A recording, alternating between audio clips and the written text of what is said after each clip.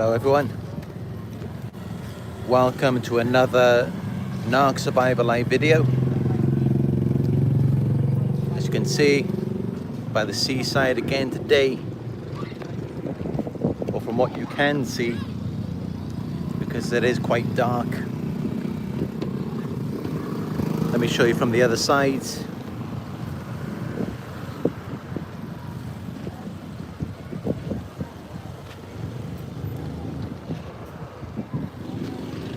Yeah, it's pretty dark out there. I'm just out here enjoying the sounds of the water. You know how I do. And I thought I'd get on here, do a quick video for you, talking about how you know you've hurt the narcissist. But first, let's talk about why have I got to get on here and make a video about this? It's because a lot of times you won't even know if you have hurt them. Many narcissists are covert, and not only that, many narcissists lack self-awareness. So they're not even thinking about it as though they're hurt. They're more outwardly focused on you and what a problem you are. They're disconnected from themselves and their emotions. So they're more just maybe playing the victim, blaming you. Sometimes you won't even see that with some covert narcissists. And also with some overt narcissists too. So it could be very difficult for you to tell whether or not you have actually hurt them. And that's why I decided to get on here and do this video for you today, talking about how you will know that you have hurt them. I'm going to talk you through some of the signs. Now, the number one sign that you have hurt the narcissist, that you've triggered something inside of them, because this is what happens. Yes, they have childhood trauma. Yes, they have trauma from past relationships, past run-ins from co-workers or whatever it may be. But a lot of times there does need to be a trigger. And this is typically coming from you. And this is how you know the number one sign that you have hurt them. It's when they try to hurt you in some sort of way. You will see it all of the time. They initiate it. You're just going about your day. You're just minding your own business. But then out of nowhere, here they come with some personal attack against you, trying to get under your skin, doing things that are deliberately intended to annoy or upset you. And this is how you know that they are hurt. And often they are hurt by your calmness, your peace, your happiness, your joy. These things hurt narcissists because it's not like that for them. And they are in denial. They're trying to deny these things to themselves. But you're making it very difficult for them to do that. You're making it very difficult for them to continue to exist in this fantasy world that they have created inside their minds. So yeah, they will try to hurt you. They will try to punish you. They will unjustifiably blame you.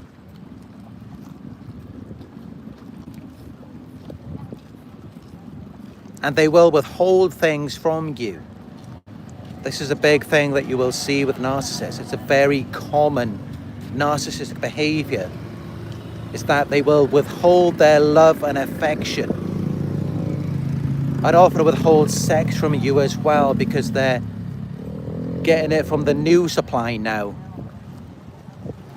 Or some narcissists, they don't even need it. They're more preoccupied with their fantasies instead because that supports their grandiosity. There isn't so much grandiosity in real life. It is what it is. Or at least there can be with illusions, orchestrations, which last for a short period of time. So they will withhold things from you. all of a sudden they will start giving you the silent treatment, ignoring you. They become mute. And it's really weird, to think that you're dealing with an adult, someone who can speak, and yet they're not speaking to you. This is because you have unknowingly hurt them. They're not happy about something. They're experiencing resentment. They're holding a grudge. That's why they're like that. Why else would they not be speaking to you? Why else would they be withholding things from you? It's because you have hurt them. And you just think about it from your own side, from your own perspective. Why do you go silent on the narcissist? Because they're abusing you and they're not acknowledging it. They're doing things to you, withholding from you. And there's just no sense of resolve or progress. That's why you go silent. For them, it's more because they can't gain access. They can't abuse you. They can't control you. They can't do what they want to do with you that is harmful to you. That's more what it's about with them. Or feeling like you have something that they don't. And of course, they feel very entitled to it. They always want what you have. Because they always think the grass is greener on the other side. They're never grateful with what they have. And so you're going to be seeing this number one sign that yes, the narcissist is hurt. They will try and hurt you.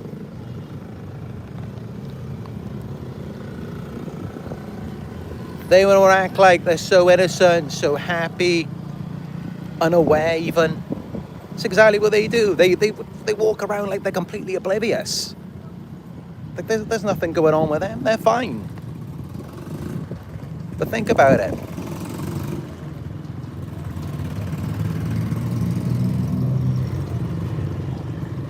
Why do they suddenly go silent? Why do they suddenly withhold their happiness with you? You're no longer a participant in that. And now it's all about them going out with their friends, idealizing this new supply, comparing you to other people, other situations. And yet at the same time, it is still all about them. And you have to be the audience, you have to be the observer. And they just push you out, they exclude you because they are hurt. They're dealing with trauma. And now they want to put you through it. And typically it's because you are unknowingly doing that with them and not even meaning to. You made them feel excluded because you didn't let them dominate every second of your day. And that's really what they want to do. They want to own you, possess you like a puppet. They want you to be their own personal plaything. That's how a narcissist expects it to be. Total domination and control. And if you don't let them have that, if you're not available for them in the way that they want, whenever they want it, they get really angry. They expect you to read their minds, to know exactly what they want you to do when they want you to do it. That's exactly how they expect it to be. And so when you're not always available for them, and especially, typically, when you want to take some time to yourself, when you're focused on your interests, your passions, that's when they expect you to be available for them more than any other time. When you're trying to be focused on your work. Because if they're so special, you should drop all of that. If they're so great. So there is no winning with a narcissist. You literally can't do or be anything. You have to drop it all for them. That's the only way they're ever going to be happy. And so it's really inevitable when you're dealing with these types of people. They're always going to be left feeling left out, excluded, as though you are deliberately going out of your way to make them feel small, to make them feel jealous. And that's why they then become preoccupied with doing this to you, because you can't win with them. They want to be around you 24 hours a day, as many of you may have experienced.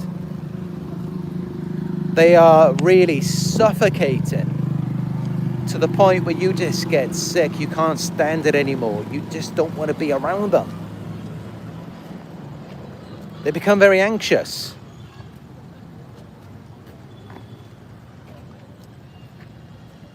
And due to the harassment, I can't think what the term is for that. There is a term for it. People who are overly anxious in relationships. That's it. Anxious or avoidant. They become really anxious. And then when they're able to destabilize you, traumatize you, put their pain onto you, now they become avoidant. Now they don't need you. This is a dynamic that you will witness all the time with narcissists. They go back and forth with it. And that's how you end up battling so much trauma, so much pain. You just have to stop and think, where is all of this pain and confusion coming from? It's coming from them. Because no matter what you do, they are insatiable. They will never be satisfied. They will never be happy. Even if you were perfect, many of you practically are for them. It's still not good enough. And so they always want to punish you. They're always going to be hurt. Playing music now to try and get the video demonetized. They don't like me making money. So everyone, start donating to my PayPal. It's paypal.me/Narc Survivor. Wind them up. But yeah, you know, these narcissists, they can't stand it. Seeing you happy, healthy, comfortable, just doing good in your life, because it's never going to be like that for them. How could it be? This is why they idealize you. This is why they view you as perfect and put you on the pedestal initially. This is why they groom you to be their source of supply. What's the supply for? What's with the need for excessive validation, admiration, ego boost? Why do you need that for? Oh wait, I know why. It's because you don't feel good by yourself. That's why they have to dominate you, suffocate you. That's why they're so anxious, because they do not feel good without you. And everything they do outside of you, yes, hello, what's up? Everything they do outside of you, whether it's with their friends or when they're flaunting the new supply, it's still them trying to get more validation, more admiration from you. Still trying to destabilize you, make you insecure, make you not feel good about yourself so you can validate them. Because that's all that they'll ever need. But no amount of positive attention, no amount of love, affection is ever going to be enough for them. So they have to, by default, turn against you, devalue you, hurt you. They have to do this. In any relationship with a narcissist, you are always going to see this. If you don't see it, highly unlikely that that's a narcissist. You're always going to see the devaluation coming after the love bombing, because they cannot be satisfied. No amount of love is going to make them feel good. That's the whole point about it. If love was good enough for them, there would be no problem. They wouldn't have to cheat on you, withhold from you, punish you. You could just be happy with each other. It doesn't happen though. And this is why they get so hurt.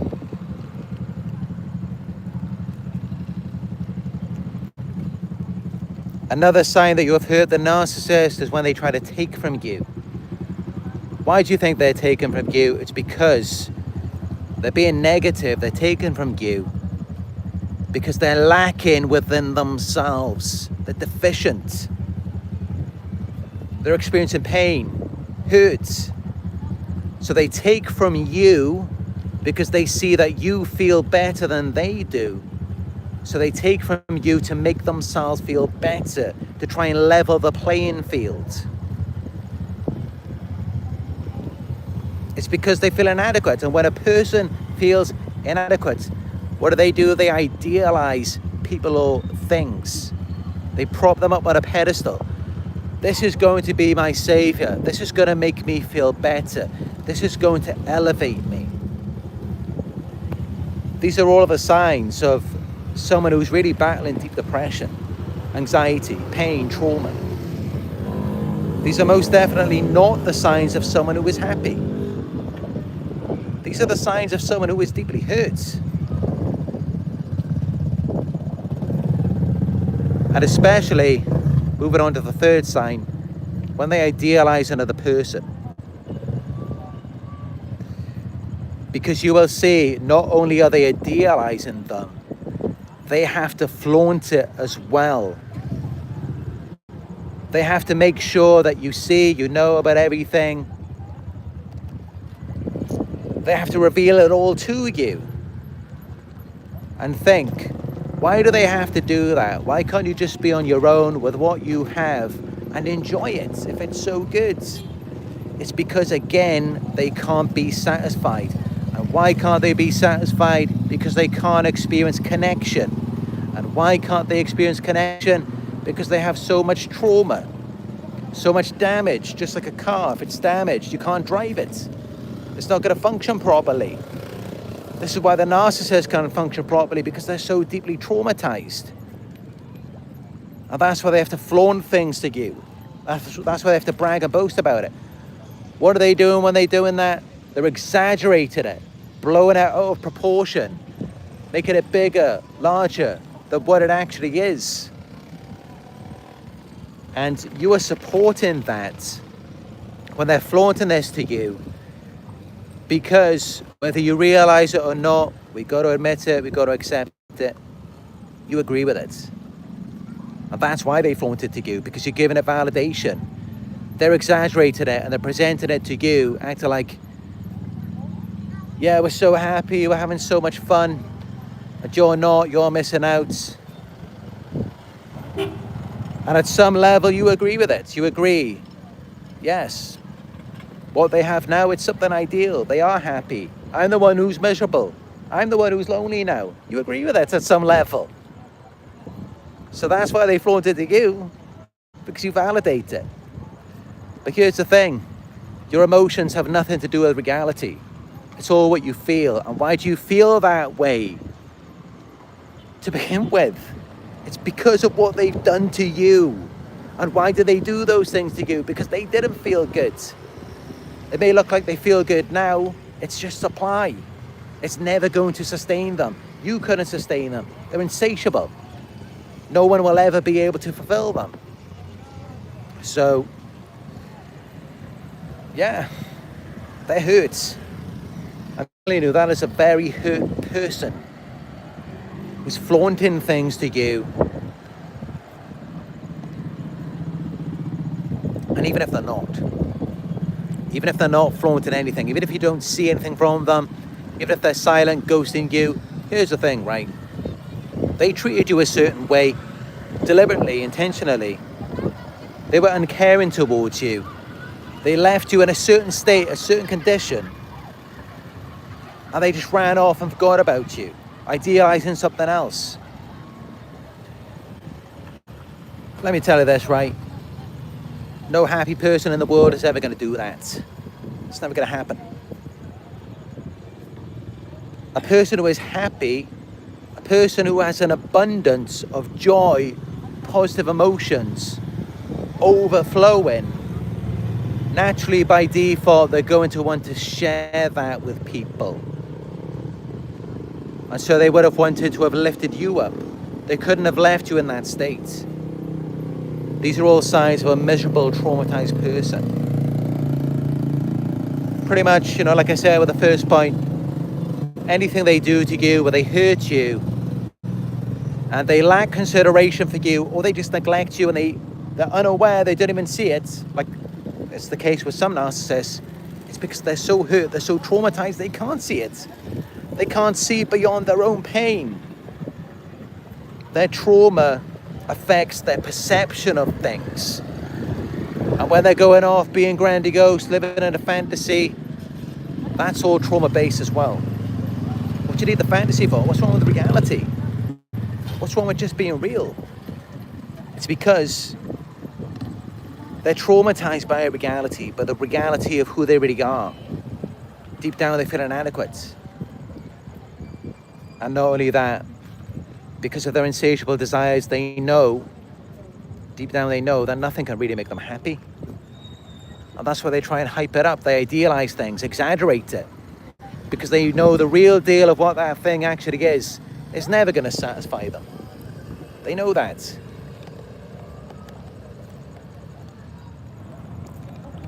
That's why they create these orchestrations, these illusions. That's why all of their pictures have to be curated. Because just reality, just the human condition, it's not good enough for them. So it doesn't say anything about you. But then at the same time, yes, we are all imperfect. We all have flaws. They just can't accept that. And again, that's why they idealize the new source.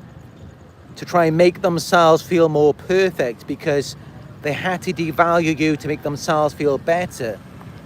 And then being with you, it made them feel powerful initially when they were devaluing you. But gradually it made them feel more flawed. Because the mindset is, okay, well, if you're so bad, if you're so flawed, then what am I doing with you? I should be moving on to something else.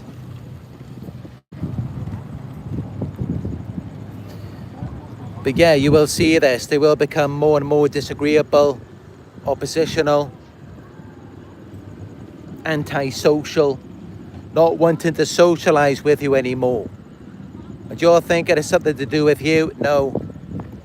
It's because your presence is making them self-conscious. They don't even see you, they don't even know you.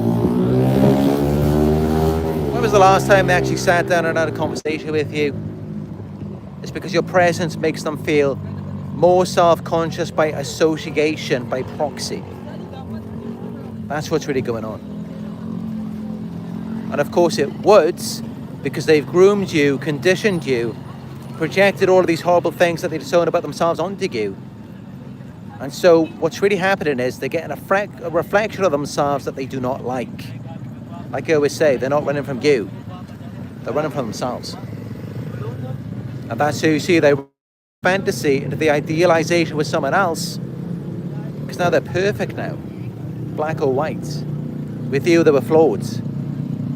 But really, no, with you, it was just a reflection of themselves they didn't like. Nothing to do with you.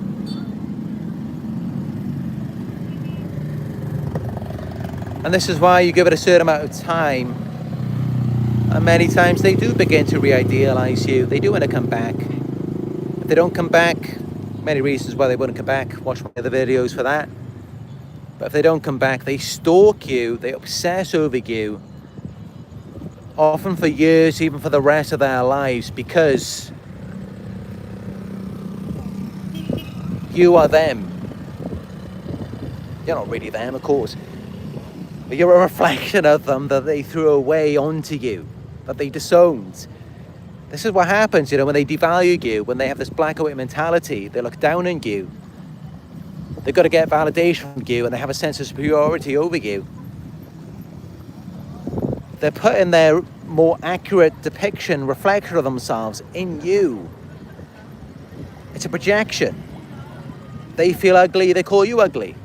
And then they leave, they run away. They leave you with that. That's how they felt about themselves. They felt insecure. And that's why they later stalk you and obsess over you. And this is all because they're hurt. When a person is hurt, they often don't want to be conscious of themselves. They want to run away, they want to escape. Because it's painful to go through that. And this is it, the way out, to free yourself, to finally heal, the way out is not out. The way out is in. Whatever that dark place in your mind is that you do not want to go to, that you do not visit, that's the first place you've got to go if you want to heal, if you want to free yourself. Because that's a part of you. And it will always be a part of you. You can't disown it until you attend to it. Whatever that thing may be. What you resist persists until it takes over you and it becomes your identity.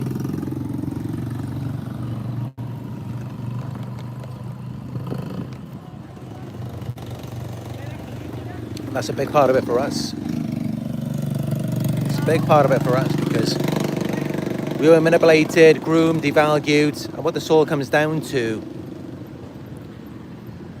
why it persists with us, it's because a lot of us, we don't want to accept that we felt like we weren't good enough for them.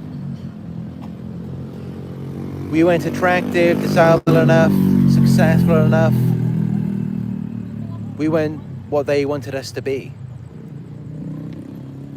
That's what creates this obsession, this addiction.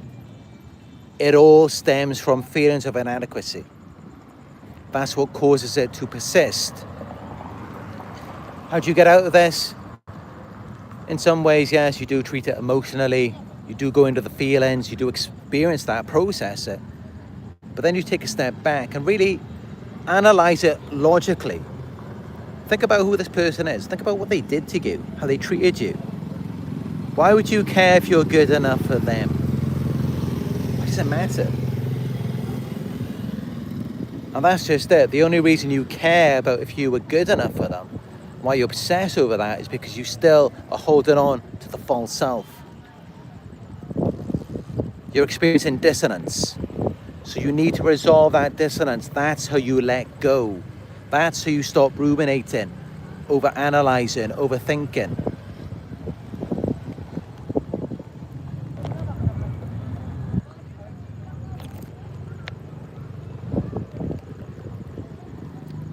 And how do you resolve the dissonance? You've got to get out of the fantasy.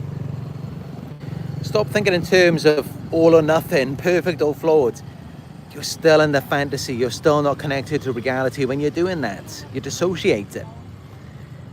Instead, you just be more humble, be more modest, and then you can let go of that narrative.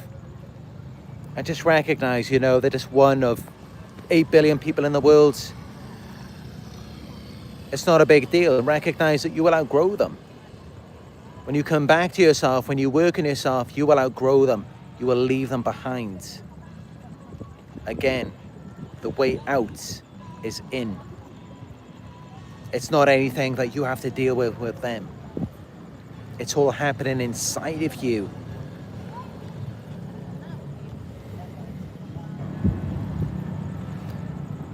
And at some level, subconsciously, I do believe that they are aware of this.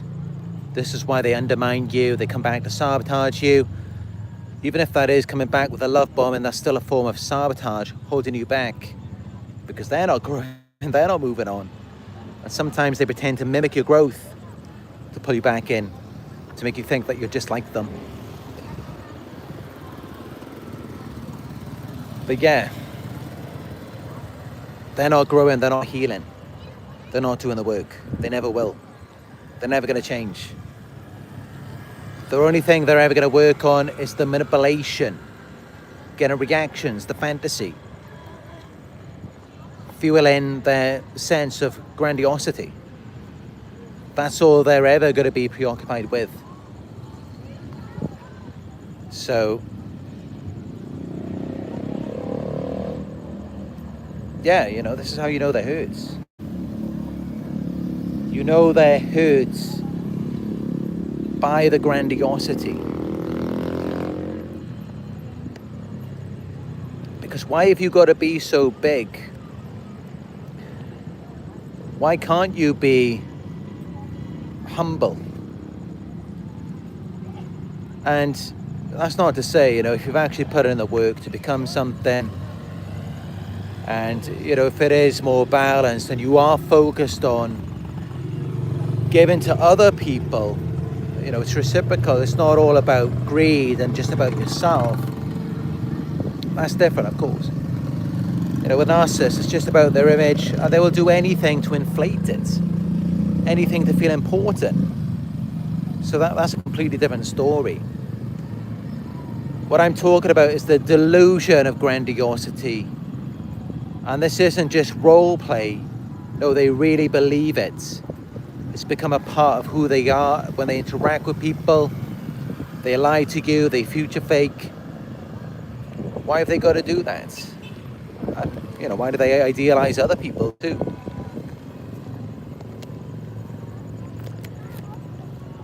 It's all coming from trauma, pain, of not feeling good enough in childhood. That's what it is.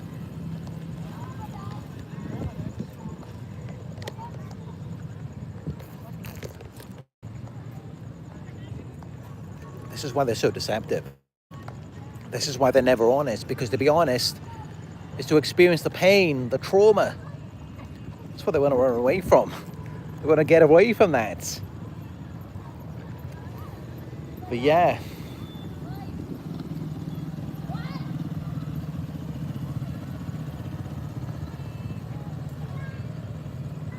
I'm enjoying this, it's a bit different. Doing a video in the evening. I haven't done one for a very long time. I don't know what it is, I just haven't had the energy, the motivation. It's so much doom and gloom here,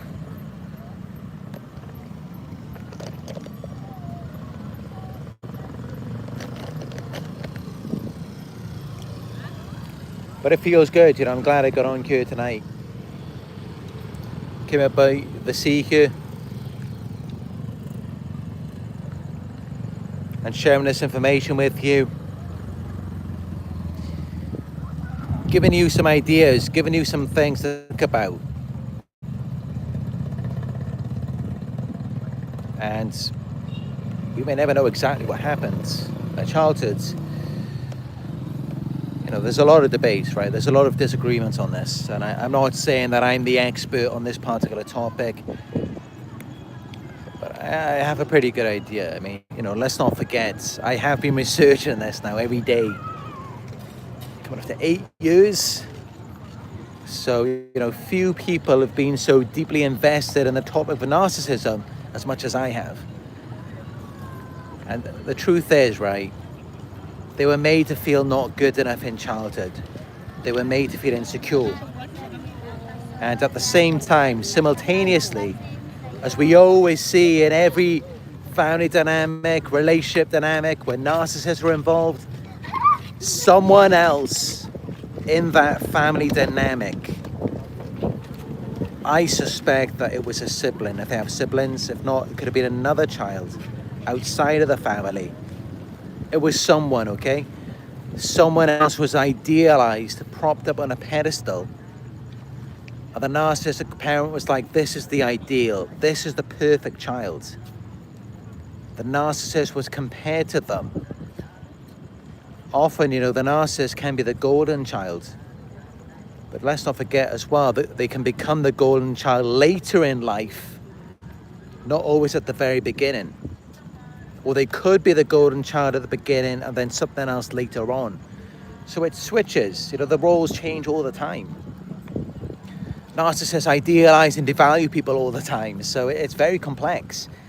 But I think that's what this comes down to. The narcissist, because of their insatiable desires, their grandiosity, their preoccupation with a false image, devalued the narcissist, idealized another child, and then the narcissist took on this fantasy. It became their world, and they've just become wired that way after that. And this is something that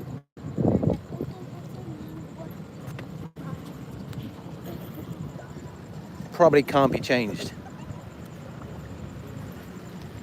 Probably can't be changed because it's really instilled in them, in their minds. It may be temporary where they can get out of it, but they'll always come back to it. They will always return to the fantasy, to the grandiosity, because it's all they have. And they don't know any other way to live. They don't know any other way of life. And think about it, What is the incentive for a narcissist to drop the grandiosity and embrace humility? Why would they ever do that? A narcissist, they're going to stay aligned with the narcissistic parents and become the flying monkeys, the enablers. They're going to continue to support it. They're never going to challenge it or try something else.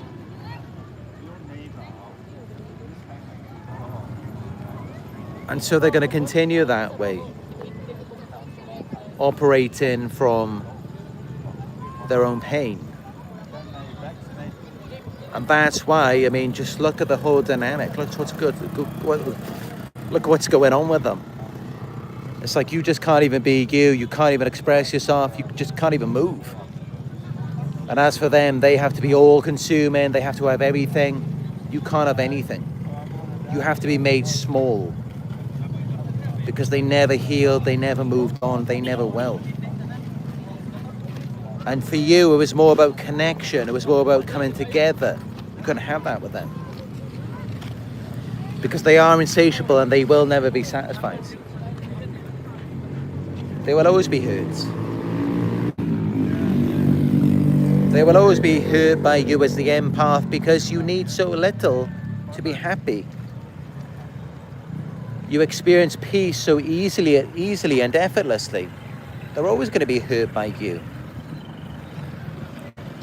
And they're always going to want more than you because they recognize that. And this is why we are the victims. We are the ones who always get abused. We always get pushed down, pushed out. That's why. They're the ones with the problem. And this is why we have to be very careful. This is why we need to have boundaries. We need to separate ourselves from them. Because they're always going to dominate us, control us, try to consume us. They're always going to be that way. So, let me just remove these foul-mouthed trolls. I don't accept foul language in my chat. Thank you. But yeah, this is my opinion, okay? And it's not from anything that I got from anyone else so much. It's more, you know, we know it's a feeling of inadequacy. It's a trauma response. I believe that the trauma response, as we have experienced ourselves in relationships with them, and maybe in our childhood too, but not only were they made to feel not good enough, inadequate, the narcissistic parent went to the next step, the next level, and idealized someone else. They have to idealize someone else. They're not just going to devalue someone and not have something ideal. And of course they will flaunt it to the child because that's supply as well. Then the narcissist abandons their true selves, takes on a false identity because of that comparison that made them feel small. And this is how you'll notice a very unstable identity. They change all the time. They're just so different from one moment to the next. And not because of anything we're doing to them. We're not forcing them to have these multiple personalities. They're doing it by themselves. They change all the time. And I say that because, yes, they do it to us. You know, we change all the time by being around them. They erase our identity because that's what was done to them in their childhoods. They project it onto us. So... yeah, that appears to be what this childhood dynamic was. And I wouldn't be surprised.